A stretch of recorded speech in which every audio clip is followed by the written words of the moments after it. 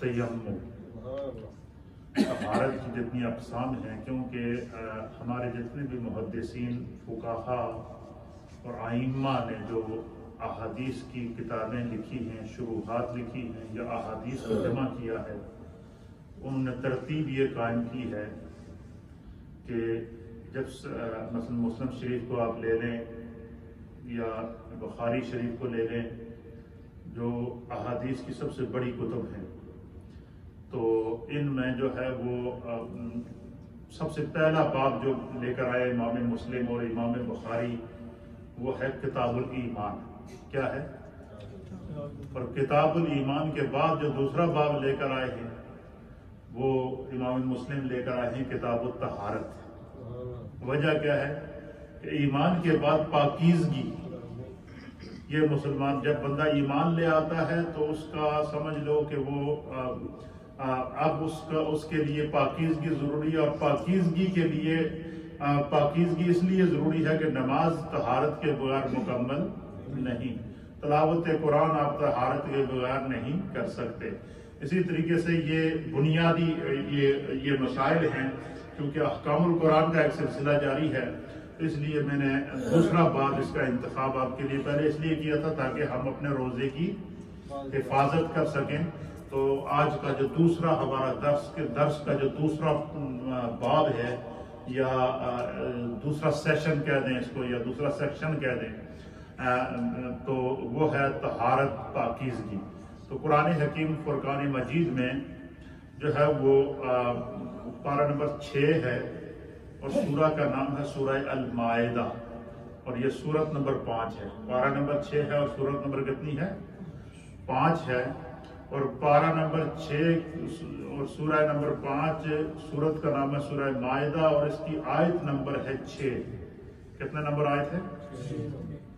اس 6 number آیت کے اندر اللہ رب العالمین نے وضو کے احکام نازل کیے ہیں، تیمم کے احکام نازل کیے ہیں، غسل واجب ہو جائے تو اس سے پاکیزگی کے احکام نازل فرمائے ہیں۔ تو یہ انتہائی ضروری ہے۔ پھر جو ہم نماز پڑھتے ہیں تو نماز کے لیے وضو شرط ہے، نماز کے لیے لباس کا پاک ہونا شرط ہے، نماز کے لیے جس جگہ بندہ نماز ادا کرے اس جگہ کا پاک ہونا شرط ہے۔ تو یہ ساری ان تمام چیزوں کا جب ہماری عبادات کا تعلق ہے کہ جب ہم عبادت کریں تو جس جگہ ہم نماز پڑھیں وہ جگہ بھی پاک ہو، جس جگہ ہم جو ہے وہ تلاوت کریں وہ جگہ بھی پاک ہو۔ تو اس طریقے سے یہ ساری چیزیں طہارت کے حکم کے اندر آتی ہیں۔ اس کی میں انشاءاللہ سب سے پہلے آپ کے سامنے تفصیلات قرآن سے بیان کروں گا، پھر میں نبی پاک صلی اللہ علیہ وسلم کی اس کے اوپر احادیث پیش کروں گا، پھر اس کے متعلق جو فقہاء اکرام نے وضو اور غسل اور تیمم کے جو مسائل بیان کیے ہیں ان پر گفتگو کروں گا، اور اس دوران آپ کا اگر کسی قسم کا کوئی سوال ہوگا تو ہم اس کو بھی لیں گے۔ ہماری جو نیت ہے وہ یہ ہے کہ ہم اس مجلس سے دین سیکھیں اور کچھ نہ کچھ ہم اس سے سیکھ کر جائیں۔ تو سب سے پہلا علم یہ ہے کہ اگر کوئی آپ سے پوچھے کہ یہ جو تم نماز کے لیے وضو کرتے ہو یا تلاوت قرآن کے لیے وضو کرتے ہو، تو وضو کا حکم اللہ تعالیٰ نے قرآن میں کون سے سپارے میں دیا ہے؟ تو کون سا سپارہ ہے؟ سپارہ نمبر 6۔ کون سا سپارہ ہے؟ سپارہ نمبر 6 ہے، جس میں اللہ تعالیٰ نے وضو کرنے کا حکم دیا ہے، اور سورت کا نام ہے سورہ المائدہ۔ کیا نام ہے؟ اور سورہ المائدہ کی آیت نمبر ہے 6، ورس نمبر 6، سورہ نمبر 5 اور پارہ نمبر 6۔ اس میں اللہ تعالیٰ نے ہمیں وضو کرنے کا حکم بھی دیا ہے اور وضو کرنے کا طریقہ بھی بتایا ہے۔ اور وضو کی حقیقت سب سے پہلے کیا ہوئی کہ اللہ کے حبیب علیہ الصلوۃ والسلام فرماتے ہیں، حدیث کے اندر آتا ہے، آپ سنیں گے آپ کا ایمان تازہ ہے۔ سرکار فرماتے ہیں کہ میں جب آپ کے اوپر غلبہ حق اور اپنے رب کریم کی محبت کا ایک عجیب کیفیت طاری ہوئی تو حضور نبی علیہ الصلوۃ والسلام سیدہ خدیجہ الکبریٰ فرماتی ہیں کہ اپنے گھر سے نکلے اور آپ غار حرا میں چلے گئے۔ جو لوگ حرم پاک میں گئے ہیں انہوں نے دیکھا ہوگا کہ غار حرا کتنا مشکل ہے اور کتنا اوپر ہے۔ تو غار حرا میں حضور علیہ الصلوۃ والسلام جا کر وہاں اپنے خلوت اختیار کر لی، تو سرکار دو عالم صلی اللہ تعالیٰ علیہ وسلم حدیث کے مطابق حضور علیہ السلام نے فرمایا کہ میرے پاس جبریل آئے۔ کیا ہے؟ سب غار حرا میں میرے پاس کیا آئے؟ جبریل آئے اور جبریل نے اپنا پر مارا وہاں پر، کیا کیا؟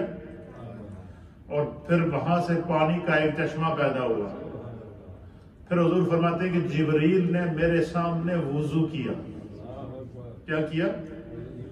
جبریل نے میرے سامنے وضو کیا اور مجھے کہا کہ آج جس طرح میں وضو کر رہا ہوں اس طرح آپ بھی وضو کرو۔ تو حضور فرماتے ہیں کہ میں نے، جبریل نے پہلے میرے سامنے وضو کیا اور فرمایا اللہ یہ چاہتا ہے کہ میرے محبوب آپ جب بھی میری عبادت کریں تو آپ اس کے لیے وضو اس طریقے سے کریں۔ حضور فرماتے ہیں کہ سب سے پہلے وضو کرنے کا جو جبریل میرے سامنے آئے اور انہوں نے میرے سامنے وضو کیا اور فرمایا کہ یہ رب کا حکم ہے کہ آپ اس طریقے سے وضو کیا کریں۔ ایک روایت یہ آتی ہے۔ دوسری روایت یہ ہے کہ اللہ تعالیٰ نے اپنے حبیب علیہ السلام کو وحی کے ذریعے، جس طرح کہ یہ قرآن کریم کی آیت میں نے آپ کو تلاوت کر کے بتائی کہ اس میں اللہ تعالیٰ نے احکام نازل کر دیے کہ جب آپ پاکی حاصل کریں، وضو حاصل کریں، نماز کے لیے جائیں تو آپ کس طرح کریں۔ پھر اسی طریقے سے قرآن میں بھی اللہ تعالیٰ نے فرما دیا کہ قرآن کریم ایسی مقدس کتاب ہے کہ لا یمسہ الا المطہرون، کہ اس کتاب کو کوئی بھی بندہ بغیر وضو کے نہ چھوئے۔ یعنی یہ اس سے پتہ چلا کہ قرآن پڑھنے کے لیے بھی باوضو ہونا ضروری ہے، نماز پڑھنے کے لیے بھی باوضو ہونا ضروری ہے، عبادات کے لیے بھی باوضو ہونا ضروری ہے، حرم میں جائیں تو وہاں پر بھی باوضو ہونا ضروری ہے۔ اسی طریقے سے پھر نبی پاک صلی اللہ علیہ وسلم نے یہ بھی اس طرف بھی تاکید دی ہے حضور نبی علیہ الصلوۃ والسلام نے کہ کوشش کیا کرو کہ ہمیشہ باوضو رہو۔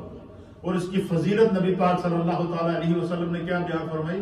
حضور نے فرمایا کہ جو شخص باوضو ہو اور وضو کی حالت، کیونکہ کوئی پتہ نہیں کہ انسان کی موت کب آتی ہے، آگاہ اپنی موت سے کوئی بشر نہیں، ساما ہے 100 برس کا پل کی خبر نہیں۔ فرمایا کہ اگر وضو کی حالت میں کسی کا وقت اجل آ جائے، وفات کا وقت آ جائے، موت کا وقت آ جائے اور وہ حالت وضو میں اس کی روح قبض ہوئی، تو اللہ کے حبیب علیہ السلام کی حدیث کے مطابق خدا اس کو شہداء کا رتبہ عطا، کیونکہ یہ باوضو ہو کر رہا۔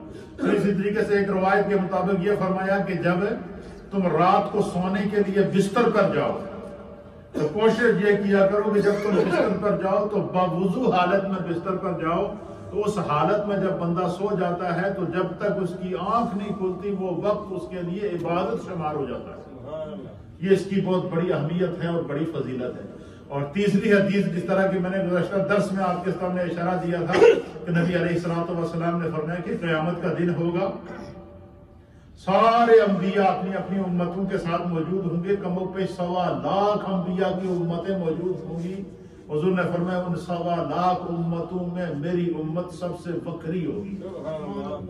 کیا فرمایا؟ میری امت سب سے وکری ہوگی۔ اور وکری کیسے ہوگی؟ حضور علیہ السلام نے فرمایا کہ ان کے جو اعضائے وضو ہیں، جیسے وضو میں ہاتھ دھوتے ہیں کونیوں سمیت، چہرے کا دھوتے ہیں، سر کا مسح کرتے ہیں، پاؤں دھوتے ہیں، اور یہ جو زائدی اعضاء ہیں، تو فرمایا کہ یہ جو اعضائے وضو ہیں قیامت کے دن فرمایا ان سے نور نکل رہا ہوگا، لائٹ نکل رہی ہوگی، اور میری امت کے چہرے بھی چمک رہے ہوں گے، ان کے ہاتھ بھی چمک رہے ہوں گے، ان کے سر بھی چمک رہے ہوں گے، ان کے پاؤں بھی چمک رہے ہوں گے، اور میری امت ساری امتوں سے بکری اس لیے نظر آئے گی کہ ان کے اعضائے وضو سے نور نکل رہا ہوگا۔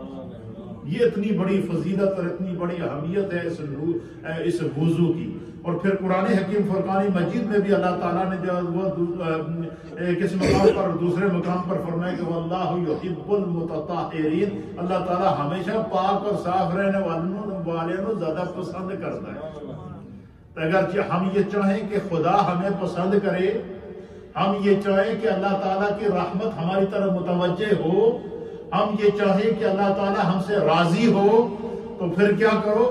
اللہ ہم سے محبت کرے تو ہمیں ہمیشہ کوشش کرنی چاہیے کہ جب بھی ہمارا وضو بریک ہو تو اگر موقع ہے تو وضو کر لیں، ورنہ نماز کے لیے، عبادات کے لیے وضو ضروری ہے۔ لیکن جس طرح جتنی عبادات ضروری ہے اتنا وضو کا ہونا ضروری ہے، اور وضو کے اندر بہت ساری باریک چیزیں ایسی ہیں کہ جن کو ہم وضو کے دوران بھول جاتے ہیں۔ کہیں ایسا نہ ہو کہ ہمارا وضو ناقص ہو تو ہماری عبادت جو وہ اللہ کی بارگاہ میں قبول نہ ہو۔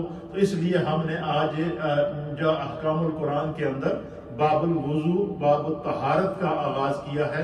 تو قرآن کریم میں اللہ تعالیٰ فرماتا ہے وضو کی آیت سورہ مائدہ کی آیت نمبر 6 کے اندر فرمایا کہ یا ایھا الذین آمنوا، اس میں جہاں اور خصوصیت ہے وہاں کیا ہے، اس وضو کی آیت کے ساتھ اللہ تعالیٰ نے ایمان والوں کو بریکٹ کیا،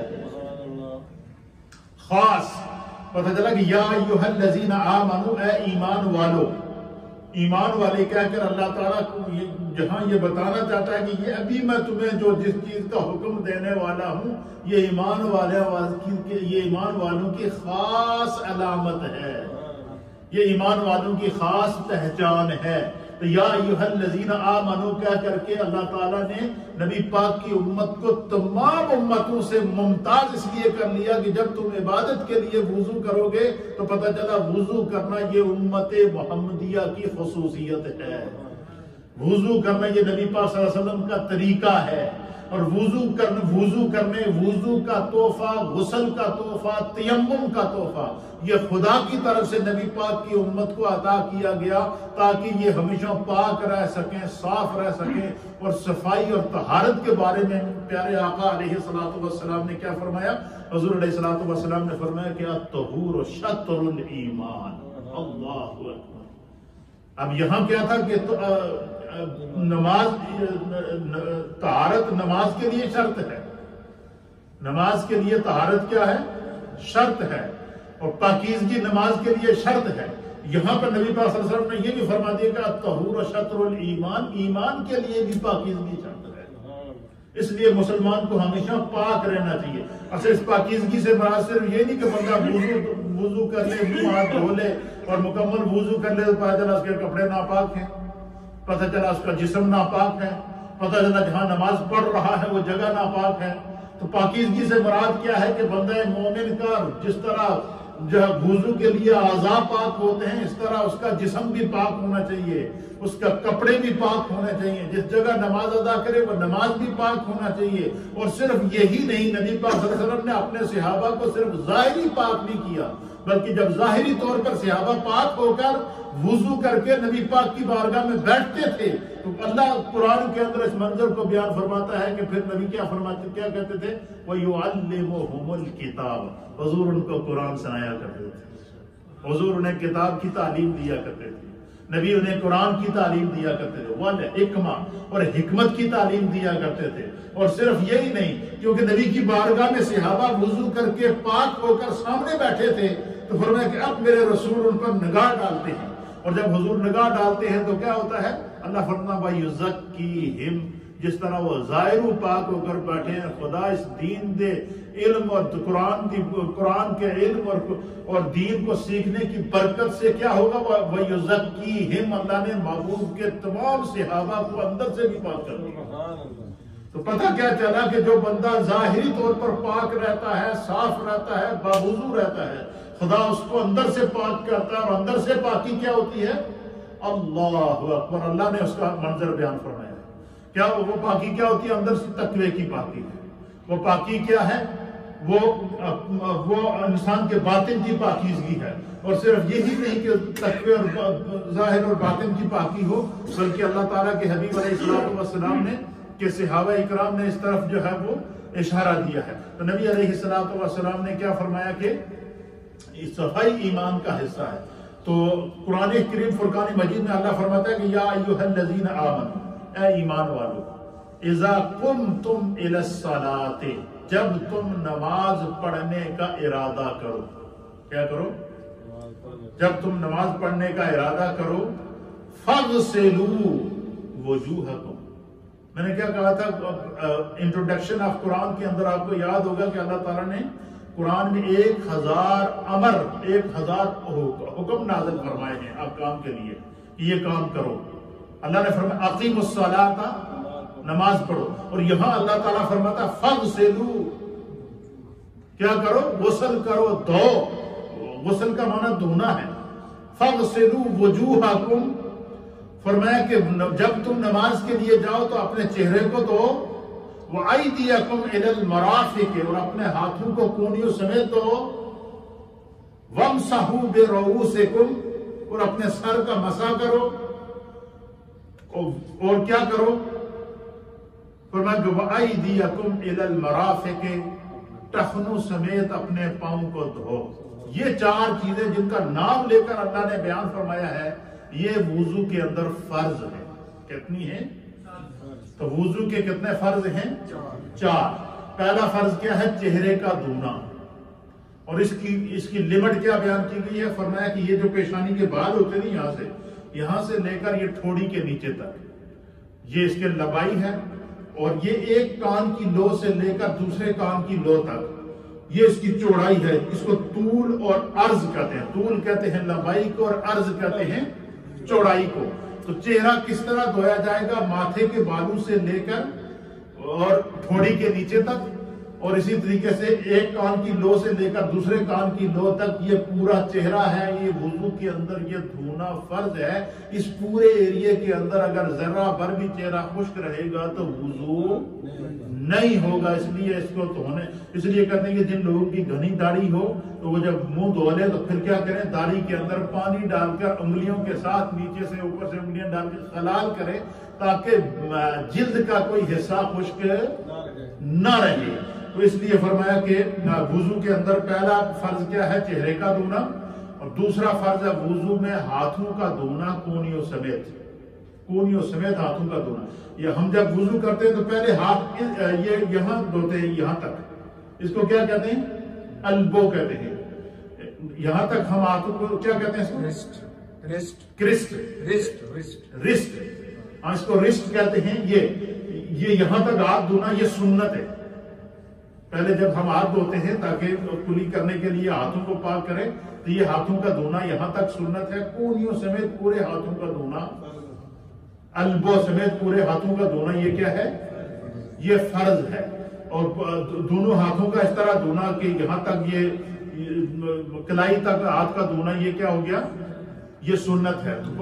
قرآن کریم نے بیان کیا کہ وضو کا پہلا فرض کیا ہے؟ چہرے کا دھونا۔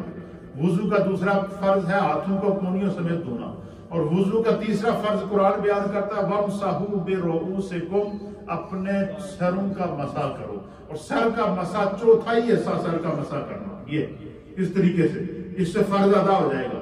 لیکن پورے سر کا مسح کرنا، کانوں کا مسح کرنا، ہاتھ الٹے کر کے گردن کا مسح کرنا یہ سنت ہے۔ انشاءاللہ جب وضو کے سنن آئیں گی تو اس کے اندر میں اس کو بیان کر دوں گا۔ لیکن فرض ادا کرنے کا کیا ہے کہ اگر بندہ اس طرح ہاتھ پھیر لے گا چوتھائی سر کا مسح کرنا، اس سے فرض وضو کا ادا ہو جاتا ہے۔ اور وضو کا چوتھا فرض کیا ہے کہ وَأَرْجُلَكُمْ إِلَى الْكَعْبَيْنِ، ہاتھوں پاؤں کو ٹخنوں سمیت دھونا۔ پھر اللہ تعالیٰ نے آگے جا کر مزید اس کے احکام بیان فرمائے ہیں۔ فرمائے کہ وَإِن كُنتُمْ جُنُبًا، تم میں سے اگر کوئی شخص جنبی ہو، جنبی اس شخص کو کہتے ہیں جس پر غسل فرض ہو جائے، وہ اس پر غسل فرض ہو جائے، چاہے وہ مرد ہو یا عورت ہو، تو فرمایا کہ وہ کیا کرے؟ فَطَّهَرُوا، تو وہ پاکیزگی کو حاصل کر لو۔ اس سے مراد کیا ہے کہ وہ پھر پورا غسل کرنا پڑے گا۔ اور غسل کے لیے بھی کیا طریقہ ہے؟ غسل کے کتنے فرض ہیں؟ 3 فرض ہیں غسل کے۔ وضو کے کتنے فرض ہیں؟ 4۔ اور غسل کے کتنے فرض ہیں؟ 3۔ غسل کا پہلا فرض ہے کلی کرنا، کیا کرنا؟ اور اچھی طریقے سے منہ کے اندر پانی ڈال کے باقاعدہ پورا غرغرہ کر کے اندر غسل کرے کہ منہ کے اندر کوئی چیز حلق تک پانی پہنچ جائے، اور اس میں جو ہے وہ 3 دفعہ کلی کرنا، پھر اس کے بعد 3 دفعہ ناک میں پانی چڑھانا۔ اور ناک میں پانی اس طرح چڑھائے وضو کے اندر بھی اور غسل کے اندر بھی کہ یہ جو ناک کی نرم ہڈی ہے یہاں تک پانی پہنچ جائے، اور پھر بائیں ہاتھ کی اس چھوٹی انگلی کے ساتھ باقاعدہ ناک کے اندر وہ گیلی انگلی پھیر لے تاکہ کوئی ناک کے اندر جگہ خشک نہ رہے۔ یہ دوسرا فرض ہے وضو کا۔ وضو کا پہلا فرض کیا ہے؟ کلی کرنا۔ وضو کا دوسرا فرض کیا ہے؟ ناک میں پانی چڑھانا۔ اور وضو کا تیسرا فرض یہ ہے کہ پورے بدن پر پانی بہانا۔ پورے بدن پر کیا ہے؟ پانی بہانا، اور وہ جسم کا کوئی حصہ خشک نہ رہے، اس سے فرض وضو ادا ہو جاتا ہے۔ اور پھر دیکھیں اللہ تعالیٰ کتنا رحیم ہے، کتنا کریم ہے۔ دیکھیں کوئی علاقے ایسے ہیں کہ جہاں پانی نہیں ہے، کچھ لوگ ایسے ہیں، آج کل تو سہولتیں موجود ہیں، ہم جہازوں کے ذریعے ایک جگہ سے دوسری جگہ سفر کر لیتے ہیں، لیکن وہ پرانے دور کے اندر کیا ہوتا تھا، لوگ گھوڑوں کے ذریعے یا اونٹوں کے ذریعے یا پیدل سفر کرتے تھے، اور ایک ایک مسافت 3 ماہ کی ہوتی تھی، 2 مہینے انہیں سفر کرنا پڑتا تھا، جنگلوں، صحراؤں، ڈیزرٹ کے اندر، اور بڑے بڑے جہاں وہ ریتیلے میدانوں کے اندر لوگ گھوما چلتے تھے، سفر کرتے تھے۔ تو جہاں جو صحرا ہو، جہاں ریتلی زمین ہو، جہاں بڑے بڑے ریت کے ٹیلے ہوں، جہاں بڑے بڑے ڈیزرٹ بنے ہوئے ہوں، اس کے علاوہ ساتھ ساتھ جو وہ جو ہے بہت بڑے بڑے صحرا ہوتے ہیں، اور ان میں دوروں میلوں تک پانی نہیں ہوتا، اور بیچ میں نماز کا وقت آ جائے یا کوئی ایسی ایمرجنسی آ جائے تو پھر کیا کرے؟ فرمایا اسی آیت کے اندر آگے جا کے کیا فرمایا کہ جب تم پانی نہ پاؤ تو کیا کرو؟ فرمایا کہ فَلَمْ تَجِدُوا مَاءً، اگر تم ایسی صورت میں سفر میں ہو یا کسی ایسی جگہ ہو کہ وہاں پر پانی موجود نہیں ہے، یا تمہیں کوئی ایسی بیماری لاحق ہو گئی کہ اگر جسم پر پانی لگاؤ گے تو وہ تمہاری جان جانے کا خطرہ ہے، یا زخم ایسا ہے کہ اگر وہ اس پر پانی لگاؤ گے تو جو ہے وہ اس زخم کے کیا وہ خراب ہونے کا خدشہ ہے، تو ایسی صورت میں کیا کرو؟ اللہ تعالیٰ فرماتا ہے کیا کرو؟ فَتَيَمَّمُوا، پھر تم کو صَعِيدًا طَيِّبًا، پھر تمہیں پاک مٹی کے ساتھ تیمم کرنا پڑے۔ اور تیمم کا طریقہ بھی اسی کے اندر بتا دیا کہ تیمم کا طریقہ کیا ہے؟ فَامْسَحُوا بِوُجُوهِكُمْ، کہ دونوں ہاتھوں کو کیا کرو؟ اس طرح کرو، کھول کے کیا کرو؟ تیمم کرنے کا کیا طریقہ ہے؟ دیکھیں تیمم کرنے کا یہ طریقہ کہ اس طرح دونوں ہاتھوں کو کھول کر انگلیوں کو اس طرح سامنے یہ زمین پر لگائیں، کسی پاک جگہ جہاں پر زمین ہو یا پتھر ہو یا کوئی بھی ایسی چیز جو جن سے زمین سے تعلق رکھتی ہو، اس طرح دونوں ہاتھ زمین کے اوپر لگانے کے بعد پھر اس طرح ہاتھ اٹھا کر اس کو اس طرح جاڑو تاکہ کوئی ریت کا ذرہ وغیرہ، اس طرح جاڑنے کے بعد پھر کیا کرو کہ پورے وہ ہاتھ جو ہے پورے چہرے کے اوپر پھرو، اس طریقے سے پورے چہرے پر ہاتھ پھیرنے کے بعد پھر کیا کرو؟ پھر دوبارہ پھر مارو۔ قرآن نے بیان کیا کہ وَامْسَحُوا بِوُجُوهِكُمْ وَأَيْدِيكُمْ مِنْهُ، پھر فرمایا کہ پھر ہاتھوں کو مارو زمین پر، پھر کیا کرو؟ اس طرح کرو۔ جاڑنے کے بعد اس کا طریقہ فقہاء نے بتایا کہ اس طرح کرو، 3 انگلیاں ملا لو، ان 2 کو کھلا چھوڑ دو، پھر کیا کرو؟ پہلے دایاں ہاتھ اس کو اس طریقے سے لانا، یہ دیکھیں یہ نیچے لایا ہاتھ سیدھا آگے لایا، یہ بلکہ اس طریقے سے کرنا پڑے، یہ اس طریقے سے کیا، یہ کیا، یہاں سے ہاتھ رکھا، ادھر کی اس ہاتھ کی انگلی اور یہ ہاتھ یہ سیدھا جو یہ ابھی باقی ہے، اس کو ادھر سے لے جانے کے بعد یہاں لے جانے کے بعد یہ کونی کے اوپر جا کے ہاتھ کو کیا کر دیا؟ روکنے کے بعد پھر بازو گھما دو، اس طریقے سے بازو گھمانے کے بعد پھر اس طریقے سے ہاتھ باہر نکال دو، یہ ایک ہاتھ کا مسا ہو گیا، پھر اس طریقے سے دوسرے ہاتھ کا مسا اس طریقے سے لے آؤ، یہاں لے آؤ، یہاں سے پھر کیا کرو؟ پھر ہاتھ کو گھما دو اس طریقے سے، یہ آپ کا تیمم ہو گیا۔ کیا ہو گیا؟ تیمم ہو گیا۔ اور اس طریقے سے اگر پانی نہ ملے تو ایسی صورت میں تیمم کر کے نماز ادا کر لو، تمہارا حکم وہی ہے جو وضو کر کے نماز پڑھنے کا۔ یہ دین چونکہ اسلام دین رحمت ہے تو اس کو اس لیے جو ان احکام کو سمجھنا انتہائی ضروری ہے، اور اسلام نے ہمیں اجازت دی ہے، یہ رخصت ہے اس کے اندر، تاکہ کسی بھی حال میں مومن جو ہے وہ اللہ کی عبادت سے محروم نہ ہو سکے۔ اب یہ دیکھیں کہ اگر پانی نہیں ہے تو تیمم کر کے نماز پڑھو، پھر یہ بھی حکم دے دیا کہ اگر تمہیں بیمار ہو تو کھڑے ہو کے نماز نہیں پڑھ سکتے ہو تو بیٹھ کر پڑھو، بیٹھ کر بھی نماز نہیں پڑھ سکتے ہو تو لیٹ کر پڑھو، لیٹ کر بھی نماز نہیں پڑھ سکتے ہو تو فرمایا تو مثلا بعض لوگ ہوتے ہیں جو بالکل پیرالائز ہو گئے، جیسے کہ کسی کو فالج ہو گیا، پورے جسم پر فالج ہو گیا، اس کے اعضاء جسم اب حرکت نہیں کر رہے ہیں، وہ ایک بالکل چارپائی کے اوپر پڑا ہوا ہے، یا ایسا ہوتا ہے کہ بعض لوگ ہوتے ہیں جن کے جسم سے بالکل جان نکل جاتی ہے، تو وہ کیا کریں؟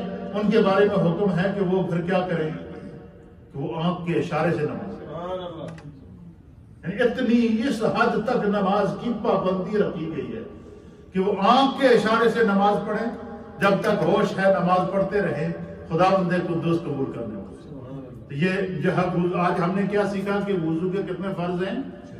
4 فرض ہیں، اور غسل کے کتنے فرض ہیں؟ 3 فرض ہیں، اور اسی طریقے سے تیمم کے کتنے فرض ہیں؟ 2 فرض ہیں۔ تو یہ سارے جو ہے وہ اللہ تعالیٰ نے قرآن کے اندر کہاں بیان فرمائے ہیں؟ سورۃ المائدہ پارہ نمبر 6 ہے اور آیت نمبر بھی 6 ہے اور سورہ نمبر 5 ہے. اس کے اندر تو وضو کے 4 فرائض میں سے پہلا فرض کون سا ہے؟ چہرے کا دھونا، دوسرا ہاتھوں کا دھونا کونیوں سمیت، اور تیسرا کیا ہے؟ سر کا مسح کرنا، اور چوتھا پاؤں دھونا ٹخنوں سمیت. یہ وضو کے فرض ہیں. وضو کی سنتیں کتنی ہیں، وضو کی فضیلت کیا ہے، اس کے اوپر انشاءاللہ میں جو ہے وہ اگلے درس میں بیان کروں گا. ایک حدیث اور برکت کے لیے سماعت فرما دے اسی پاکیزگی اور طہارت کے مطابق کہ اللہ کے حبیب علیہ السلام نے پاکیزگی کی اہمیت کو بیان کرتے ہوئے فرمایا کہ وعن ابن عمر رضی اللہ تعالی عنہ، حضرت ابن عمر رضی اللہ تعالی عنہ بیان کرتے ہیں کہ قال رسول اللہ صلی اللہ تعالی علیہ وآلہ وسلم، اللہ کے پیارے حبیب لبیب نبی رحمت صلی اللہ تعالی علیہ وآلہ وسلم نے فرمایا کہ لا تقبل صلاۃ بغیر طہور. حضور علیہ السلام نے فرمایا کہ بغیر وضو کے، بغیر پاکیزگی کے نماز قبول نہیں ہوتی. تو اگر ہم وضو میں بے احتیاطی کر لیں، پتہ چلا جو وضو کے اعضاء فرض تھے ان میں سے کچھ ایسا خشک رہ گیا اور ہم نے اگر نماز پڑھ لی، تو اس لیے یہ جو فرض اعضاء ہیں ان کو اچھی طریقے سے دھو کر یہ تسلی کر لینی چاہیے کہ کوئی جگہ خشک نہ رہے. اپنے علم کے مطابق کوئی جگہ خشک نہ رہے، تو باقی کوئی جگہ رہ جاتی ہے تو اللہ تعالیٰ کی ذات کو بھول کو بھی معاف کرنے والی ہے. روزہ آپ نے رکھا ہوا فرض ہے، تو بھولے سے اگر کسی نے کھا لیا تو حکم ہے کہ تیرا روزہ قائم ہے، کیونکہ تو نے ارادے سے اس کو توڑا نہیں ہے. اللہ تعالیٰ رحمان ہے، رحیم ہے، کریم ہے، ستار ہے، غفار ہے. تو فرمایا کہ لا تقبل صلاۃ بغیر طہور، جو فرمایا کہ نماز جو ہے وہ بغیر طہارت کے قبول نہیں ہوتی. ولا صدقۃ من غلول، فرمایا کہ مال غنیمت یا چرایا ہوا مال لے کر یا حرام راستے سے کمایا ہوا مال لے کر بندہ کہے جی میں صدقہ دینا چاہتا ہوں. پتہ چلا رشوت لے کر گھر آیا تو شام میں کہتے میں اپنے اس رشوت کے پیسے جو زکوٰۃ کٹ رہے ہیں. پتہ چلا حرام کی کمائی لے کر گھر آیا تو پتہ چلا جی کہ اب میں اپنے اس پیسے سے زکوٰۃ دے رہا ہوں، صدقہ دے رہا ہوں. پتہ چلا شراب کی دکان کھولی ہوئی ہے، پورا دن شراب بیچتا رہا، اور کمائی لا کے بندہ شام کو کہے کہ میں اس میں سے صدقہ دوں گا، زکوٰۃ دوں گا، نہیں ہوگی.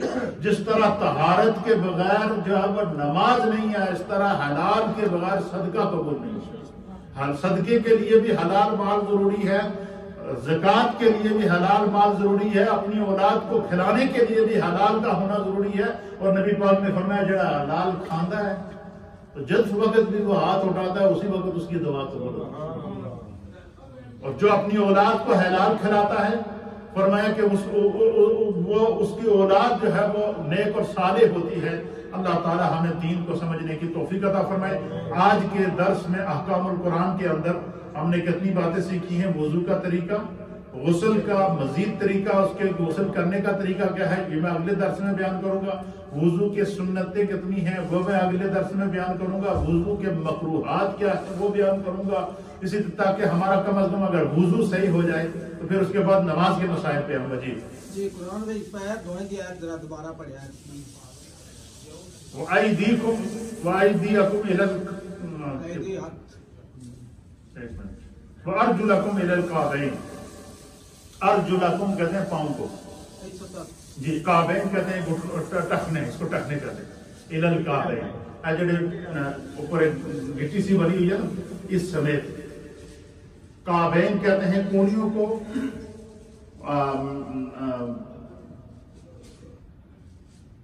وَأَيْدِيَكُمْ إِلَى الْمَرَافِقِ، مرافق کہتے ہیں کونیوں کو، اور کعبین کہتے ہیں ٹخنوں. اور کوئی سوال کسی تھا؟ اللہ تعالیٰ قبول فرمائے.